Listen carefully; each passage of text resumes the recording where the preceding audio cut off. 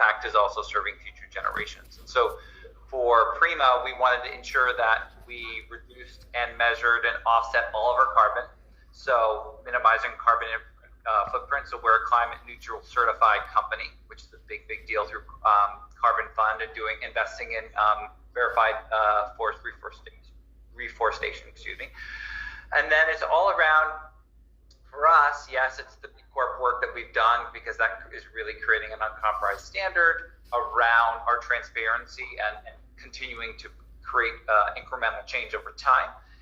It's where you're sourcing your ingredients. Do you have a supply chain accountability standard? Do you have some rigor around how you rigorously screen, test, and allow for products or ingredients? We've chosen intentionally 2,800 ingredients that we've banned and restricted. We will choose not to use them because they have ecotoxicity concerns, they have health concerns for humans, they have contamination concerns with constituents and incidentals, and so that has a huge impact on the globe. So what are your standards on ingredient selection, and how are you creating a healthier product? Because we are in a world of healthcare and wellness. And then sustainable packaging is a huge one, as Jennifer was talking about. So 75% of our line is in glass, which is 100% recyclable. 14% of it, of the packaging, we leverage over time, has PCR components, which is really great. We've chosen not to use any ABS plastics or PVC plastics, only twos and fives, polypropylene and polyethylene, which is recyclable in most municipal waste streams. And 85% of the total line is recyclable. So these are big things. And minimizing use of plastic, that is not going away. And that's a micro trend that's becoming a macro trend. So plastic in packaging, as well as the world of anhydrous products. So no water in your products. Otherwise, you're shipping water around. So what are the choices that you're making to reduce water? Number one, to increase concentration of the efficacious ingredients in there, but also, so you're minimizing overall shipping of water around, which is heavy and causes an impact on the globe. So these are, and then how are you working with supply chain partners, which I could go in forever and a day on auditing standards and environmental practices and labor policies. But these are signals that you need to show and demonstrate, and then also talk to your consumer base about, because they will care about those, and those are the signals and nods of you being responsible, more elevated, and being a thought leader in the industry. Because now more than ever, we get to define those standards and we get to show what we're doing. So Jennifer, I would love, and I want to hear more about that work that you're doing on your packaging, and brands should talk about that. For instance, all of our line is an FSC certified cardstock, right, from sustainable forest. So it costs more. You're going to reduce some of your margin, but over time you're going to make that up in scale. But you're also going to make it up with deeply connected relationships with your customers. Right, we have less than 10 minutes here. I want to try to get to as many audience questions as possible. I think this one very timely. How do you think situations like the current COVID-19 pandemic will affect local shops, and do you see more retailers shifting to online sales platforms? How will brands be affected by changes in distribution channels? Jennifer, why don't you take that first? I think we touched on that already a little bit, but yeah, for sure, every brick and mortar right now is shifting to online sales.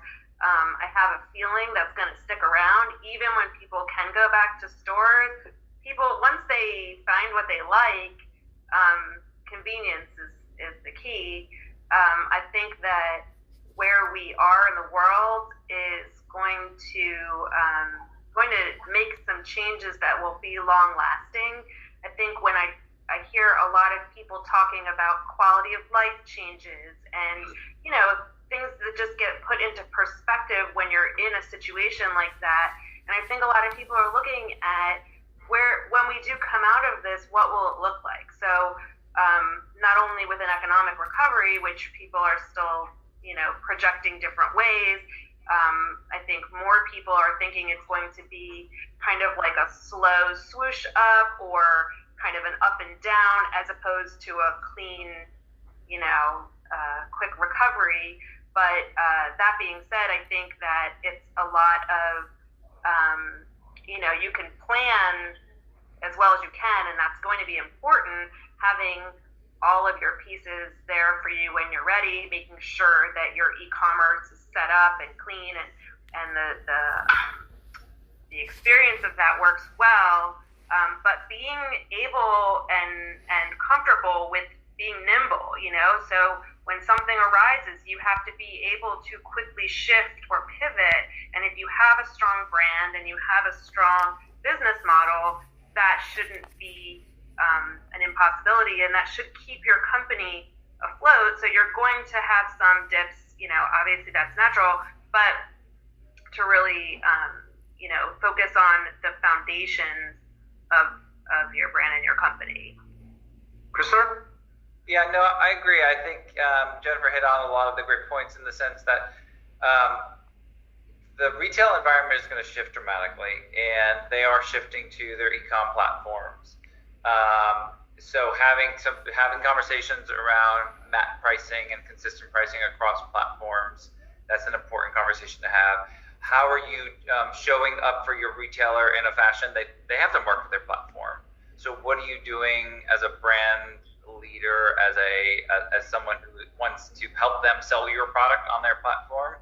How are you in service of their social media needs, PR needs, event needs, platform and client and their audience, which specifically they're thinking about the folks that they're serving? How are you serving their educational requirements? And so it's a myriad of conversations with them. Every retailer is going to be different, but it's showing up with your game face on and demonstrating a willingness and a desire to help them solve this problem too. They're in it just as much. They're trying to figure it out. They don't have more answers than you do, but they want to try new things in order to attract and engage their customer base in order to get that transaction and sale and build that relationship with that customer over time. So just showing up for them is a big deal. I think also, just to add one thing, I think reimagining your customer experience is going to be really key, and you're going to have to be creative with that too, especially if you're a business that really relied on that person-to-person connection. You're going to have to figure out a way to make that experience translate in a digital way. All right, we are unfortunately running out of time, and I think we have time for one more question. I'm going to ask this one because I've had a few people ask this. How do you view the market and the potential of CBD imports, such as from Colombia, and possibilities in the U.S. and Canada? Christopher, you want to take that first? So the question, just to clarify, the question is regarding supply chain, biomass, or hemp product. Let me just read it again. So it's how do you view the market and the potential of CBD imports, like from Colombia, and possibilities in the USA and Canada?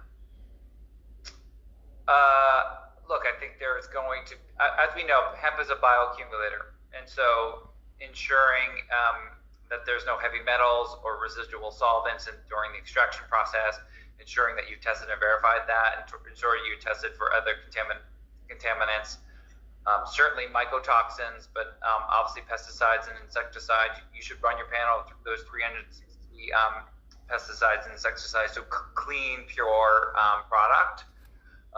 Making sure that it's certainly not hot, or you're doing an additional purification process on it. I mean, look, there's going to be global players coming into the market and selling their product, certainly on the raw material side. So assessing, vetting, ensuring that it's top quality product, for sure, there's opportunity there. Jennifer? Yeah, I mean, I think that, we've done some work with some Colombian companies, and I think what they're doing is really, really impressive.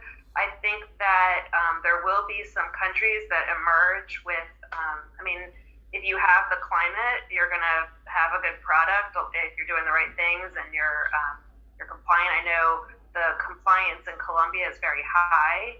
So, or they're very, very well regulated. So, I could see that. I don't know how the regulation around importing into the U.S. will be, or the legality of it. I think, as far as I know, it is legal, but I'm not 100% sure how that works. But you treat it like any other ingredient. I think the more quantity you have, obviously prices are going to come down, and hopefully quality will go up because you'll have more choices. So I think of it, it's a commodity like anything else. It's just a very heavily regulated one. Well, unfortunately, that's all the time we have for today. I hope everyone listening in got a lot out of it. Christopher, Jennifer, thank you so much for sharing your insights and knowledge and experience. And again, thank you everyone so much for joining us. And as a reminder for you or those who weren't able to attend, this was recorded and you will be getting